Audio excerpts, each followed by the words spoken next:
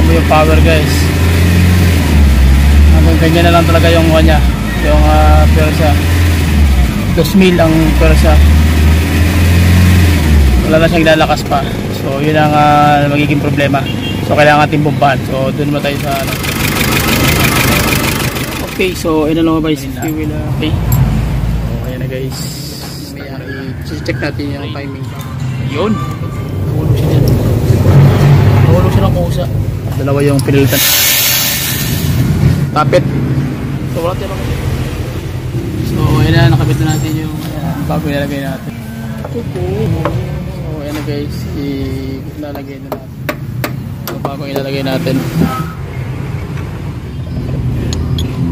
Okay, so ayan na guys, nakabit na natin yung... So try natin RPM.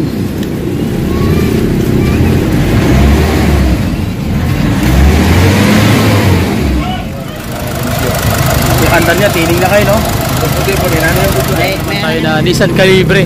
Ang problema, low power, tsaka matagal siyang humatak. So nangyayari ibitid sa fuel. So samahan nyo ako sa BTX Pointers Tutorials kung anong mga gagawin natin, tips, advice. So tara, let's go. So okay guys, umaandar yung makina. Makikita nyo rito na umaandar yung engine. Wala siyang natawag na check engine. So wala siyang issue. Makikita nyo malinis yung dashboard. So ang problema nito is hanapin natin yung kanyang problema. Ayan, kita nyo malinis na. So yung SRS na lang ang problema nito, which is dito yan sa loob. So hindi natin yung concern. Kaya ang concern natin is yung makina kasi low power. Pakinggan nyo mabuti yung RPM. Kita nyo yung RPM nasa 3,400. Yan, 3,000 to 4,000 pataas ang kanyang RPM bago magalit. So ibig sabihin very low compression. Kita mo yung power guys. Hanggang ganyan na lang talaga yung kanya, yung pwersa. 2,000 ang pwersa. Wala na siyang lalakas pa. So yun ang magiging problema. Wala na siyang halos na hatak. Talagang halos na siya, hirap na siya sa kanyang takbo. So ito yung problema. Check muna natin yung under ng makina kung okay ba. So kailangan natin bombahan. So doon naman tayo sa sa engine bay. Bombahan muna natin para makita natin kung obra pa yung gawa natin. Ayan, kailangan siyang i-bomba.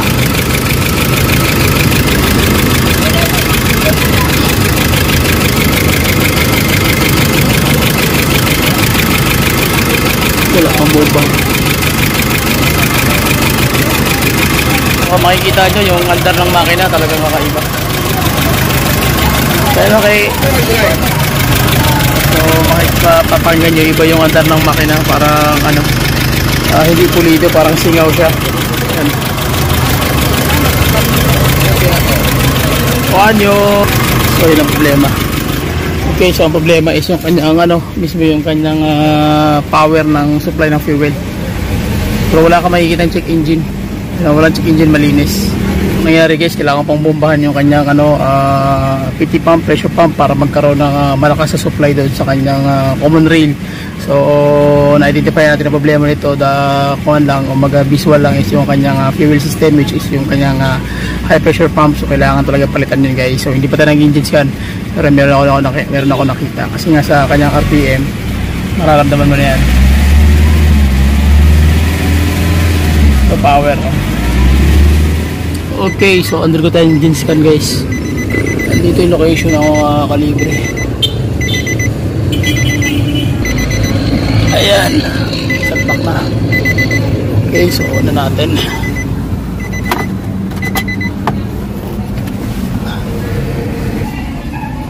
Diagnose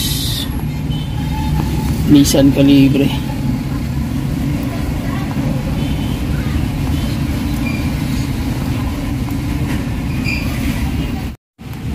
Okay, so lumabas fuel pump P0089. So sa mga code na ganito ang lumalabas niyan, mostly kasi niyan pag sinabing fuel pump, akala mo fuel pump talaga yan. So ito kasi nakakalibre na bara, wala siyang tatawag na fuel pump motor. Okay, so kung ano talaga siya, yung PT pressure pump na talaga siya. And then diretso na siya sa common rail. Para lang siyang sa Toyota Fortuner na ano lang, pressure lang ang magbibigay ng kanyang ano, yung pinaka bomba niya. Wala na siyang motor na magbibigay ng pressure doon mismo, tulak papunta dun sa common rail. So pero mostly guys, sa mga engine scanner, ang binabasan nila dyan pag ganito fuel pump, marami ibig sabihin yan, hindi ka na magre-relay dyan sa bomba.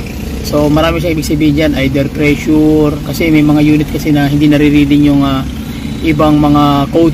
Halimbawa tulad nung wala siyang common rail pressure sensor, tulad ng mga Kia Sorento, yung mga T4CB engine, walang mga pressure regulator yan na sensor. So ito, duda ko to wala rin dito, kaya ang nangyari, ang nagiging code sa ECF is fuel pump. So maraming ibig sabihin dyan, either common rail system, injector, and then yung kanyang tatawag na high pressure pump, especially yung high pressure pump, number 1 talaga yan.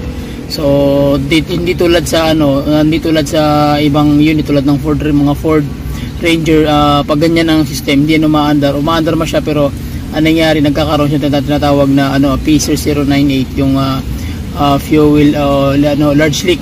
So ito, wala siyang large leak kasi wala siyang common rail sensor na pressure regulator sensor. So ito ang kakalabasan niyan, fuel pump. Okay, so gawin natin, check muna natin yung lahat ng system, and then proceed tayo guys. So number 1 yan, magapalit tayo ng natawag na common rail high pressure pump. Okay, tsaka yung kayong mga injector. Tulad pa rin, kung magtatanggal kayo ng tawag niya ng injector, so mahirap yan tanggalin pag hindi nyo, especially sa mga baguhan, yung mga nag-DIY. So kailangan nyo muna tanggalin yung dito, yung kanyang injector valve seal bago nyo huhugutin ng pag ganun. Tulad dito, ayan, ay, nakakabit pa. So huhugutin nyo na yan, wala na tong wala na yung mga valve seal kasi nakalock yan eh. So hindi nyo matatanggal yan pag yung valve seal hindi pa natanggal. So kailangan matanggalin lahat. Okay, so ito siya, tawag yan, tanggalin na natin to, papalitan ng valve cover, pati yung injector magbabago na tayo. Then meron tayong parts na binili, yung parts na na yun, isang set na yun, isang set ng injector, tsaka isang set na high pressure pump na common rail. So at least bago na lahat. Hindi yung may-ari mismo ang nag-suggest na bilhan ng brand new. Okay, so balik tayo guys, tanggalin muna namin yung common rail, tapos yan, balik tayo ng konti. So guys, tanggalin na natin yung so ayan na guys, tanggal na ang napay. So ayan, tanggal na. Hirap tanggalin, grabe yung dikit. Kaya nga itong mga operador, ayan, bago tayong GT. Okay, so ayan na guys, na-timing na namin. So basic pointers pa rin, kung magtatanggal kayo, timing nyo muna. Tulad nyo, may marking na nakalagay. So gagawa ka na sarili mong marking bago mo tanggalin. Ayan, para sure ball talaga hindi ka magkamali. So gagawin natin, dudukutin na lang natin yung common rail. Okay, so gawin natin guys, tanggalin na natin yung common rail.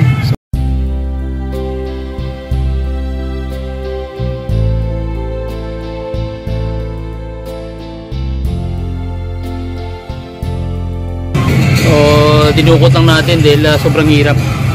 So ayan, pwede naman dukutin, hindi natin na-videoan kasi medyo na busy tayo.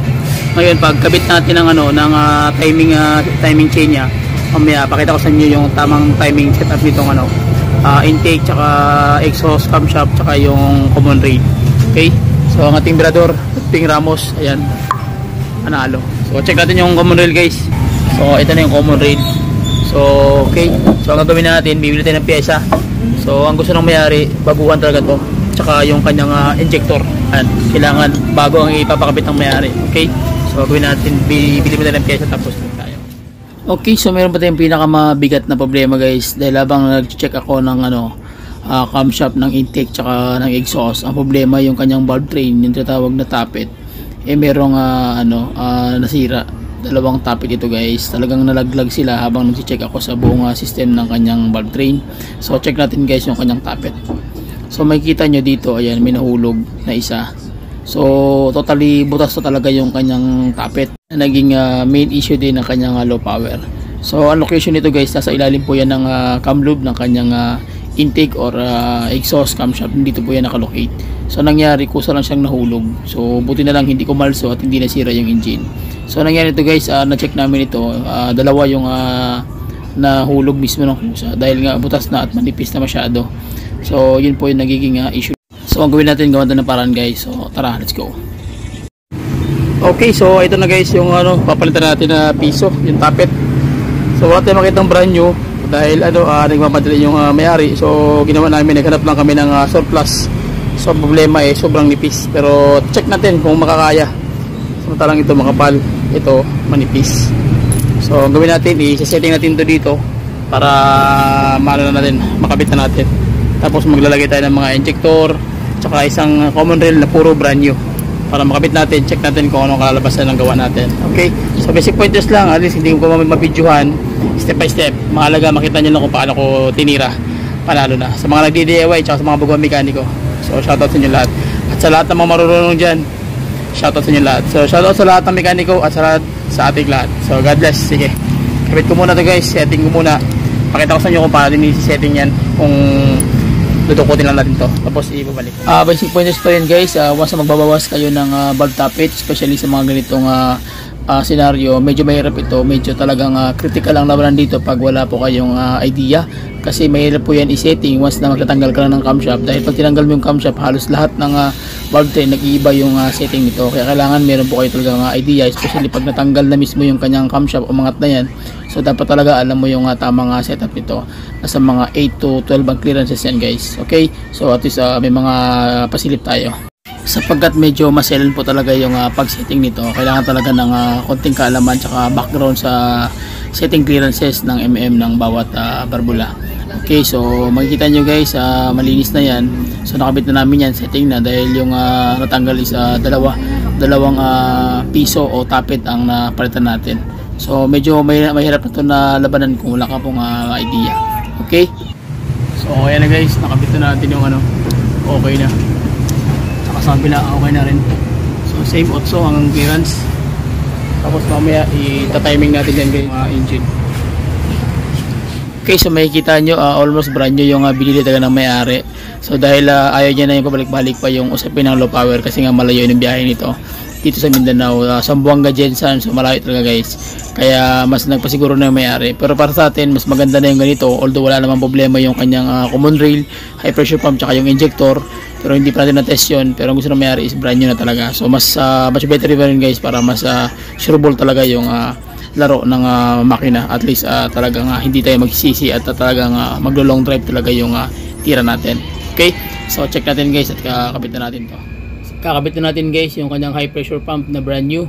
So sa magtatanong sa akin, pag magkakabit po pala kayo nito, especially sa mga baguhan, so lagyan nyo ng sealant guys, para sureable talaga na hindi na mag-leaking yung trabaho nyo. So sealant ng gasket all. So kasi kung mag-leaking, medyo talagang tatanggalin na naman, magbabaklas ka na naman ng timing chain cover, din magta-timing ka na naman. So medyo ibig sabihin talagang hard trouble na naman ang mangyayari pag once na mag-leaking yan. Kaya ang gagawin nyo, basic pointers pa rin, kailangan sureable na talaga ang ating birador, si Brad Ping Ramos. Shoutout sa iyo. Okay, so yun po yung mga basic pointers guys, once na magkakabit kayo ng mga tawag yan common rail. So may iba naman yan, may o-ring, pero kadalasan wala. Okay, so ang gawin natin guys, after natin makabit yung tawag yan, yung common rail na high pressure pump, is magta-timing naman tayo. So dito makikita nyo yung setup natin. So check muna natin guys. So dako tayo ngayon guys sa timing. So itong yellow na to guys, automatic na yan. Kailangan meron niyang tatawag na gatla. Makikita nyo rito, ayan o. So yung may hiwa o yung gatla, nakatapat talaga yan guys. Yan, dyan sa yellow. So kailangan alam mo rin yung ano yung marking ng gatla, especially sa mga baguhan. Tapos pagdating naman dito sa may sa may kanyang common rail, meron po yung butas na nakatapat naman yan sa may kapwa butas, doon naman sa likod. So much better kung lalagyan mo siya ng tuhog. So setting talaga siya. And then meron namang marking naman dito sa ilalim sa kanyang shafting. Ayan, makikita nyo meron ding marking. So yung ano naman, yung kulay yellow din ang sign. At ganoon din sa part na sa taas, makikita nyo yung marking. Wait lang punasan ko muna. So ayan guys, makikita nyo merong marking talaga yan dyan sa taas. So tatapat naman yung isa din na chain. So okay, ganoon din. So may mga bukol din yan guys. So hindi na kayo gano'n malilito, pero kailangan talaga alam nyo muna yung setup, kasi pag hindi, baka mamali kayo. So mahihirapan kayo ibalik yung setting at kung magkamali pa sa timing, mangyayari yan, itutukod yung kanyang buong barbula doon sa taas yung valve train. So mangyayari yan guys, especially pag maluwag yung mga chain, yung kadena na kinabit nyo, magkakaroon ng aberya. So baka bumitaw, masira pa lalo yung valve train, mas malaki na yung problema kasi magiging general overhaul dahil yung ano mo talaga, yung kanyang tapit mismo yan dyan sa taas, yung valve train magbibitaw yun. So mangyayari, tutukod yung barbula, sakit sa ulo. Okay, so at least alam niyo guys kung paano siya i-DIY. So hindi siya ganun kadali, although kung titingnan mo madaling tingnan, pero pag ginawa mo yun guys, pag wala kang background, so kailangan mo talagang meron kang backup na marunong. Okay, so magkakabit-kabit na tayo yan guys para diretso na tayo. Pagkatapos natin kabit to, diretso tayo sa injector, injectors yung 4 na brand new, yun po yung ikakabit natin. Okay, so basic point is guys, kung magkakabit kayo ito, kailangan gamit na kayo ng rubber hammer para hindi siya masira yung parts na pinupukpok nyo rito. Okay, so ayan guys, makikita nyo 4 talaga na injector yung ilalagay natin kasi nga yung may-ari mismo ang nag-produce nito. Gusto niya talaga yung bago na para wala siya tindihin kasi malayo ang biyahe po kasi nito. Surigao dito, Zamboanga from Jensan, so malayo, back and forth. Okay, so ayan na guys, ikakabit na natin isa-isa. So tara. Okay,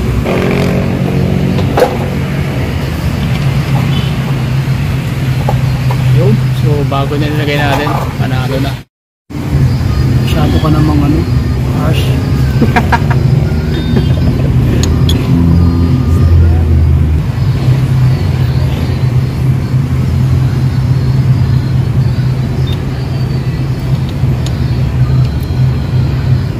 Tumbos katagas. So ikabit na natin lahat yan para stop. Okay, so ayan na guys, nakabit na natin yung part ng engine. So nasa tayo 90%, so ito na lang ikakabit natin. So pag makabit na yan guys, paanda rin natin yung makina para makita natin kung kumusta yung tira natin, especially sa pag timing doon sa ilalim, tsaka yung pinalitan natin common rail, high pressure pump at yung kanyang injector na 4, tsaka yung tapit na siniting natin. Okay, so sige, balik tayo guys pag mapaandar natin to. Okay guys, so check natin, start natin makina. Ayun, so start na yung engine. So try natin RPM.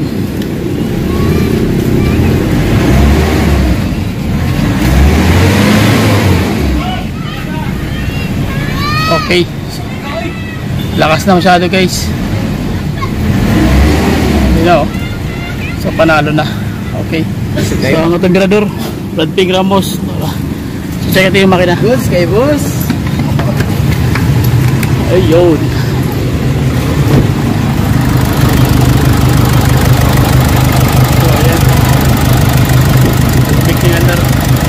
okay, sa muli guys, maraming salamat sa inyong walang sawang suporta at sa aking mga follower, subscriber na mga nagtatanong. Comment lang kayo guys sa ating comment section, sikapin ko na ma-replyan kayo. Okay, so please subscribe my channel, share my video, subscribe, bye bye and God bless. See you.